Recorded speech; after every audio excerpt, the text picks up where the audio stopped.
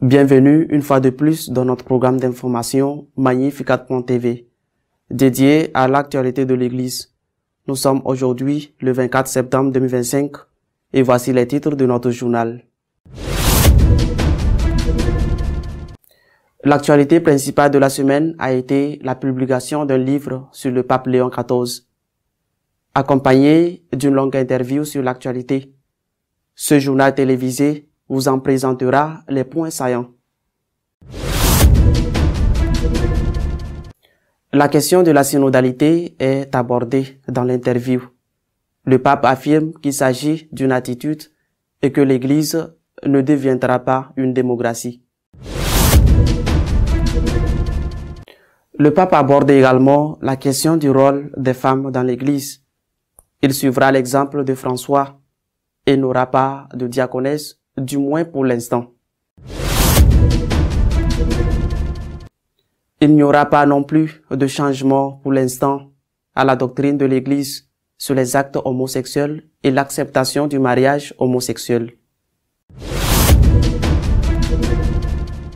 Le pape estime que la question de la liturgie traditionnelle est devenue idéologisée et que certains traditionalistes ne sont pas très favorables au dialogue.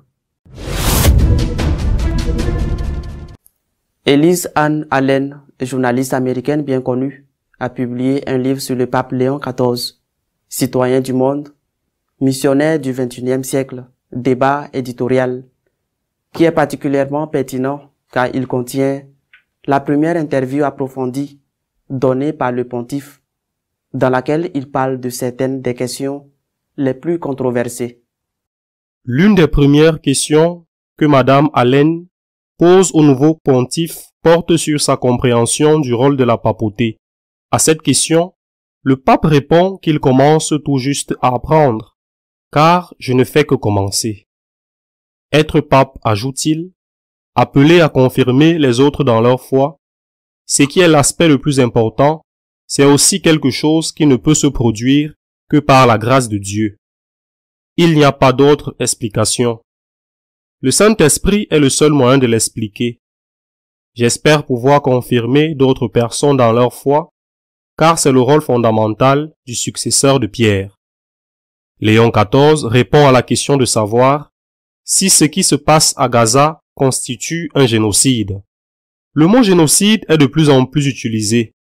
Officiellement, le Saint-Siège estime qu'il est impossible de se prononcer à ce sujet pour le moment.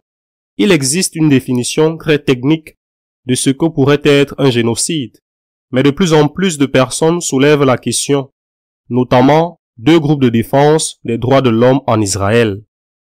Concernant les relations du Vatican avec la Chine, il a déclaré « À court terme, je poursuivrai la politique que le Saint-Siège poursuit depuis plusieurs années.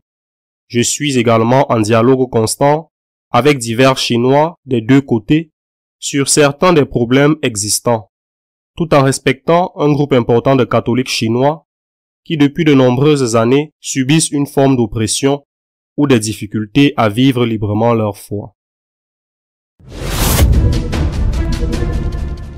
Le journaliste l'interroge sur la division et la polarisation au sein de l'Église depuis le pontificat de François. Le pape répond ainsi. Pour revenir à ce que je considère comme mon rôle, je ne ressens pas le besoin de le compliquer, car mon rôle est d'annoncer la bonne nouvelle, de prêcher l'Évangile. Je crois que l'Évangile aborde certaines de ces questions du point de vue des fils et des filles de Dieu, le Créateur, qui a envoyé son Fils, qui s'est incarné parmi nous et nous a enseigné la valeur de la vie humaine, en gardant en vue la vie éternelle. Madame Allen affirme que même l'Évangile est devenu idéologique, ce à quoi il répond. Cela fait partie du problème de la polarisation. Si nous tombons dans l'idéologie, nous ne parlons plus de la véritable essence des valeurs. Nous enfermons dans quelque chose qui, en tant qu'idéologique, prend le dessus sur le sens véritable. L'idéologie veut utiliser l'évangile au lieu de nous concentrer sur lui. La question de la synodalité est ensuite abordée. Pour le pape, la synodalité est une attitude, une ouverture, une volonté de comprendre. En parlant de l'Église, elle consiste à ce que chacun de ses membres ait une voix et un rôle à jouer. Elle cherche à unir les gens et à comprendre que cette relation, cette interaction, cette création d'occasions de rencontres est une dimension importante de notre mode de vie, notre vie d'Église. Il reconnaît qu'un certain secteur a éprouvé des réticences à l'égard de la synodalité. Certains se sont sentis menacés par cela. Parfois, des évêques ou des prêtres peuvent avoir l'impression que la synodalité va leur enlever leur autorité. Ce n'est pas le but de la synodalité, et leur conception de leur autorité est peut-être quelque peu erronée. La synodalité, poursuit-il, est une manière de décrire comment nous pouvons nous rassembler en tant que communauté et rechercher la communion en tant qu'Église, afin que ce soit une Église dont l'objectif premier ne soit pas une hiérarchie institutionnelle, mais plutôt un sentiment de nous ensemble, de notre Église. Chacun a un rôle à jouer et quelque chose à apporter, et ensemble, nous cherchons des moyens de grandir et de cheminer ensemble en tant qu'Église.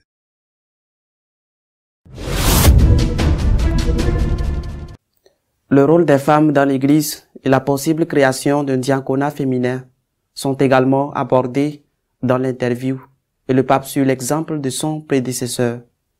J'espère suivre les traces de François, notamment en nommant des femmes à des rôles de direction à différents niveaux dans la vie de l'Église, en reconnaissant leurs dons et leurs contributions de nombreuses manières, dit-elle.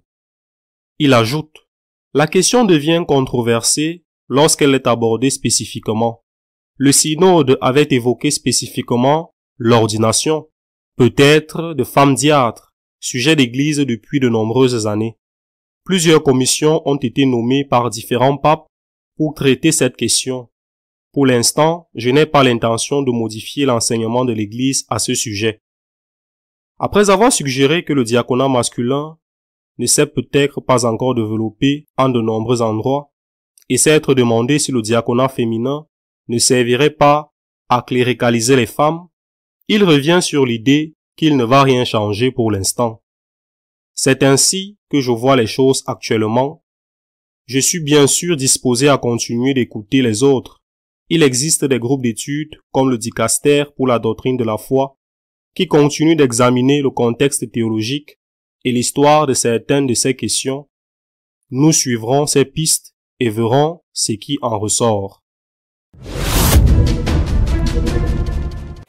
La réponse du pape à la question de l'approbation du comportement homosexuel a été l'un des aspects les plus frappants de l'interview.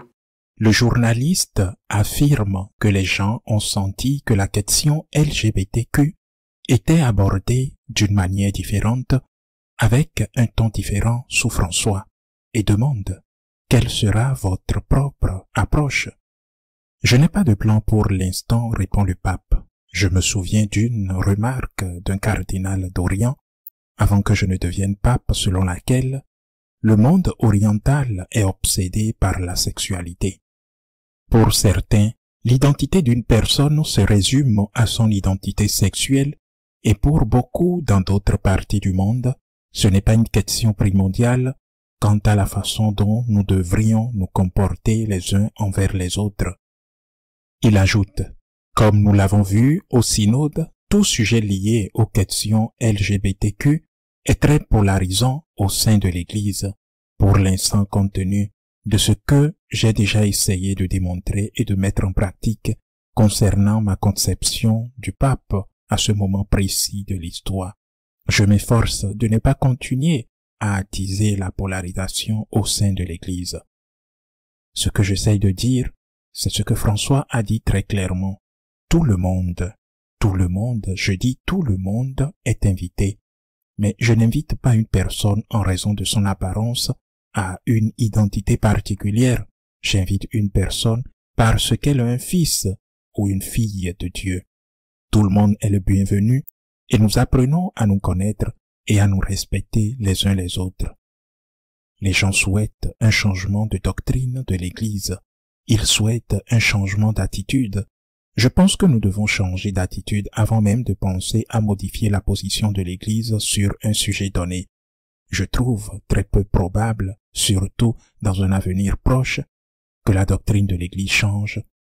Quant à son enseignement sur la sexualité et le mariage, conclut-il.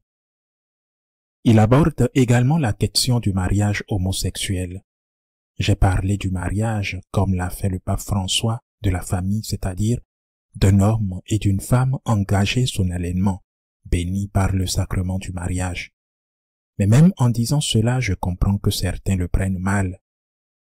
En Europe du Nord, ils publient déjà des rituels pour bénir les gens qui s'aiment, comme ils le disent, ce qui va spécifiquement à l'encontre de documents que le pape François a approuvés, Fiducia Supplicans, qui dit en substance, bien sûr, nous pouvons bénir tout le monde, mais nous ne devons pas chercher à ritualiser une quelconque forme de bénédiction, car ce n'est pas ce que l'Église enseigne. Je comprends qu'il s'agit d'une question très controversée et que certains exigeront par exemple la reconnaissance du mariage homosexuel ou celle des personnes transgenres affirmant que l'Église reconnaît officiellement ce droit et l'approuve. Les personnes concernées seront acceptées et accueillies. L'enseignement de l'Église restera inchangé. Et c'est ce que j'ai à dire à ce sujet pour l'instant. L'autre grande question abordée dans l'interview concerne la liturgie traditionnelle, autorisée par le pape Benoît XVI et sévèrement limitée par le pape François. Je sais qu'une partie de ce problème, malheureusement, a conduit certains, encore une fois, dans le cadre d'un processus de polarisation, à utiliser la liturgie comme prétexte pour promouvoir d'autres causes. Elle est devenue un outil politique. Je pense que parfois l'abus, disons, de la liturgie, de ce que nous appelons la messe du Vatican II, n'a pas aidé ceux qui cherchaient une expérience plus profonde de prière, un contact avec le mystère de la foi qu'ils semblaient trouver dans la célébration de la messe tridentine. Une fois de plus, nous nous sommes polarisés de sorte qu'au lieu de pouvoir dire « Si nous célébrons correctement la liturgie du Vatican II, trouvez-vous vraiment une telle différence entre telle expérience et telle autre ?» C'est un sujet dont nous devons aussi discuter, peut-être avec la synodalité. C'est devenu un sujet tellement polarisé que les gens sont souvent réticents à s'écouter. J'ai entendu des évêques m'en parler et me dire « On vous invite à ceci et à cela et vous ne voulez pas l'entendre. » Cela signifie que nous sommes désormais dans la sphère idéologique et non plus dans l'expérience de la communion de l'Église. Un autre problème est celui des abus sur mineurs commis par les membres de l'Église. Les victimes doivent être traitées avec le plus grand respect et avec la compréhension que celles qui ont subi des blessures très profondes à cause des abus, déclare le pape. En même temps, l'un des facteurs qui complique la situation est à propos de quelles personnes cela commence à se manifester de plus en plus, et cela est lié au fait que les accusés ont également des droits et beaucoup d'entre eux estiment que ces droits ne sont pas respectés. Le pape François avait une vision très claire de cette question. Il en reconnaissait l'importance, mais il reconnaissait aussi que la question des abus sexuels ne pouvait pas devenir le centre d'intérêt de l'Église. L'Église a pour mission de prêcher l'Évangile, et grâce à Dieu, la grande majorité des personnes qui y sont engagées, prêtres, évêques, religieux, n'ont jamais commis d'abus. Par conséquent, l'Église tout entière ne peut se concentrer exclusivement sur ce problème.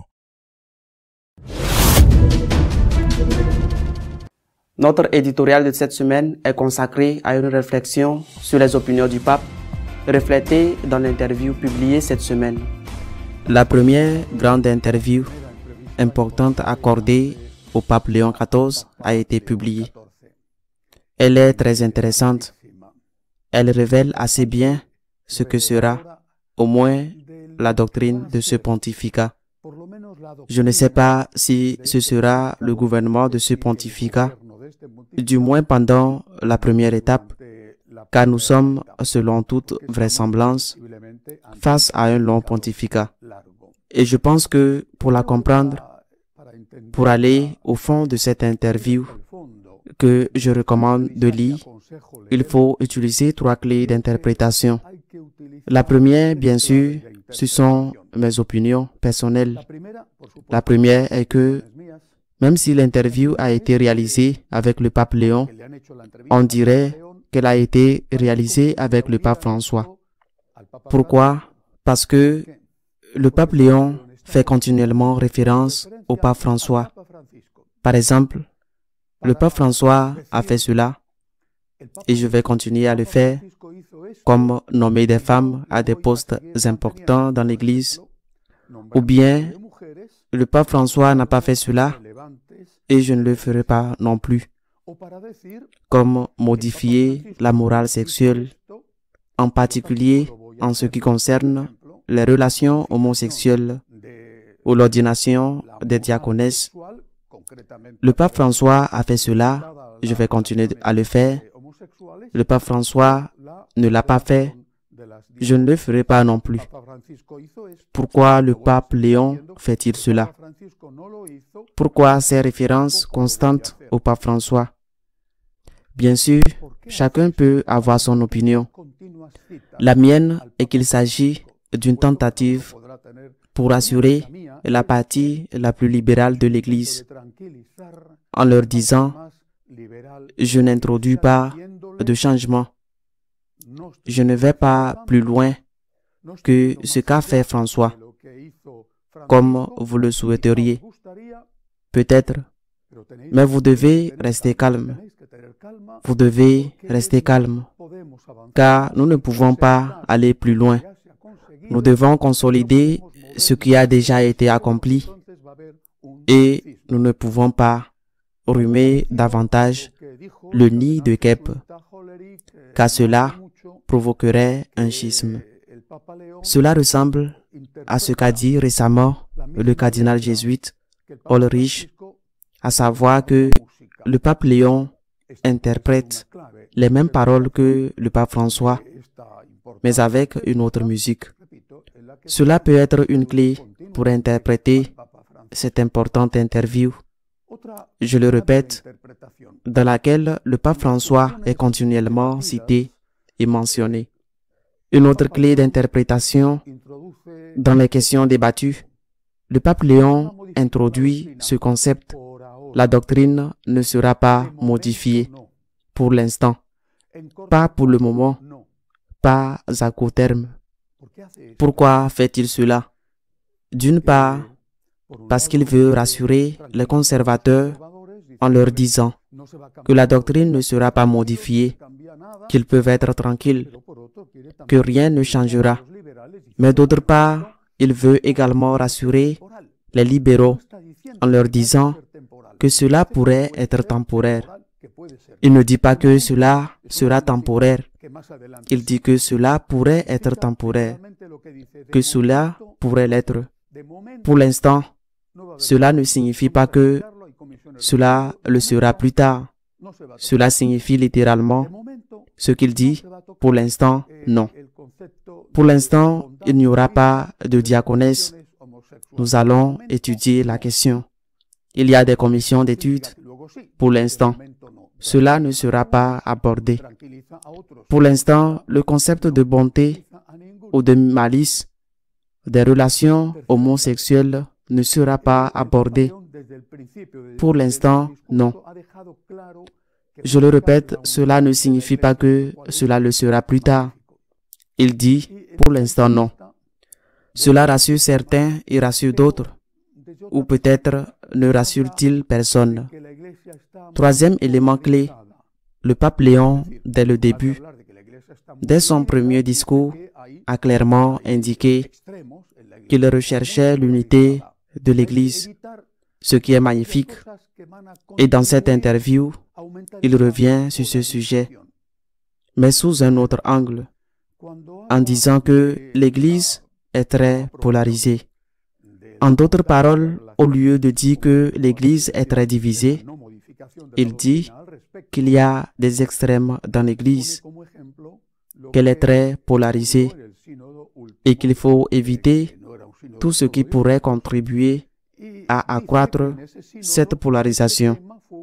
Par exemple, lorsqu'il parle de la non-approbation de la bonté des relations homosexuelles, c'est-à-dire de la non-modification de la doctrine à cet égard.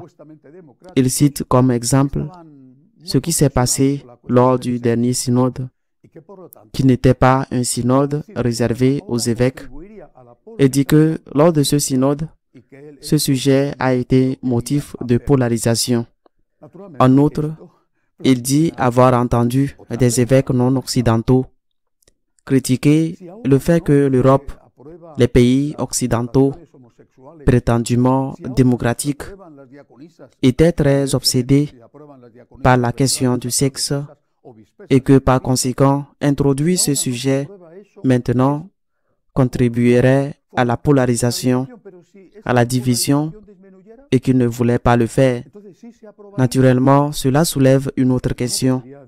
Si les relations homosexuelles ne sont pas approuvées maintenant, si les diaconesses ne sont pas approuvées maintenant, et évidemment, si les diaconesses sont approuvées, viendront les prêtresses, les évêques et les papesses, et cela n'est pas approuvé maintenant, c'est pour ne pas encourager la polarisation. Mais si cette polarisation diminuait, alors serait-ce approuvé? Et comment pourrait-on réduire la polarisation? Eh bien, par exemple, avec le facteur temps, les leaders conservateurs qui défendent le plus fermement la doctrine, je pense au cardinal Sarah, au cardinal Burke, au cardinal Miller ou à des évêques comme Schneider, par exemple, lorsqu'ils disparaîtront simplement pour des raisons d'âge et que les évêques et les cardinaux seront remplacés par d'autres plus libéraux, la polarisation pourrait diminuer. Alors, les changements dans la doctrine ou la liturgie seraient-ils approuvés? On trouvera toujours un prêtre libéral, voire radical, à nommer évêque ou cardinal. Cela arrivera toujours. Mais il ne faut pas oublier que le facteur temps joue également un rôle et qu'aujourd'hui, la grande majorité des séminaristes et des jeunes prêtres sont conservateurs. Ainsi, le facteur temps qui pourrait apparemment jouer en faveur de changements visant à faire taire les voix critiques à l'égard de cette modification de la doctrine joue également en sa défaveur, car la plupart des prêtres sont ou vont devenir conservateurs, qui est réellement le pape Léon XIV. Que ressort-il de cette importante interview? Le pape Léon XIV est-il un libéral qui tente d'apaiser les conservateurs en leur disant que rien ne changera, ou un conservateur qui tente d'apaiser les libéraux en leur disant que, pour l'instant, cela ne signifie pas que demain, sans savoir quand ce sera demain, sans que des changements soient apportés. Ces libéraux qui ont voté pour lui, qui l'ont élu et l'ont placé sur le trône pontifical. Qui est réellement le pape Léon? Que pense-t-il vraiment? Nous le saurons peut-être bientôt, par exemple. Qui va-t-il nommer comme nonce dans les pays les plus conflictuels? Les États-Unis, l'Allemagne, la Belgique. Quel type de nonces y aura-t-il? Des nonces qui nommeront des évêques conservateurs, ou du moins relativement conservateurs, ou des nonces qui nommeront les évêques libéraux. Ce sera un signe clair et c'est un acte de gouvernement. Un autre acte de gouvernement qui permettra de voir qui il est vraiment. Comment va fonctionner son équipe de gouvernement au Vatican, qui va nommer à la tête du très important dicaster des évêques qui est vacant, ou qui va nommer pour remplacer les postes occupés actuellement à titre intérimaire pour des cardinaux qui ont déjà dépassé l'âge de la retraite. Ce sont des tests qui montreront qui il est vraiment. Autre sujet très important dans l'interview, il critique les pays d'Europe du Nord, sans parler évidemment de la Norvège, de la Suède ou du Danemark, où l'épiscopat est très conservateur, mais en évoquant, sans les citer, l'Allemagne et la Belgique, par exemple, des pays d'Europe du Nord, dit-il, qui vont au-delà de la fiducia supplicans et qui bénissent les couples homosexuels et pas seulement les personnes homosexuelles. Eh bien, il critique cela et dit que cela va au-delà de ce que permet la fiducia supplicans. Et alors, que va-t-il faire à ce sujet? Se contentera-t-il de dire que c'est mal ou prendra-t-il des mesures à cet égard? Car jusqu'à présent, comme il a lui-même reconnu, il n'y a pas eu de changement essentiel. Du moins, il y a eu des changements ambigus, mais pas explicites dans la doctrine. Mais néanmoins, on a toléré, sans rien faire, que cette doctrine ne soit pas respectée. C'est comme si un gouvernement promulguait des lois formidables, mais qu'ensuite, il permettait que ces lois ne soient pas respectées en toute impunité. Il existe une loi formidable pour protéger les mineurs, mais rien n'est fait contre les violeurs. Il existe une loi formidable pour éviter la fraude fiscale, mais rien n'est fait contre ceux qui ne la respectent pas. Là aussi, on va voir comment est vraiment le pape Léon. Un dernier point, il a dit dans l'interview que la mission de tout pape, et donc la sienne, est de confirmer la foi du peuple. De quel peuple? Du peuple allemand? Du peuple africain? Confirmer la foi en fonction du moment où se trouve ce peuple. Ou confirmer la foi de l'Église. Confirmer le peuple allemand, américain, péruvien ou africain. Confirmer le peuple dans la foi de l'Église, qui est la foi de 2000 ans, qui est la foi des apôtres, qui est la foi des martyrs, qui est la foi des saints, car telle est la mission du pape. Confirmer le peuple, toute l'Église dans la foi de l'Église, et non dans la foi des majorités ou dans la foi du politiquement correct. La tâche du pape Léon est extrêmement difficile. Il le dit lui-même. Veut-il l'unité? Il faut éviter la polarisation. Mais à quel prix? C'est pourquoi nous devons beaucoup prier pour lui. C'est le pape. Il ne faut pas l'oublier. C'est le pape. Et nous devons avoir confiance en lui et dans l'Esprit Saint. Nous devons beaucoup prier pour lui. À la semaine prochaine, si Dieu le veut. Si vous souhaitez être au courant de ce qui se passe dans l'Église, vous pouvez le faire à travers notre page d'information Magnificat.tv. Nous continuerons à vous tenir informés de ce qui se passe en elle. À la semaine prochaine, si Dieu le veut.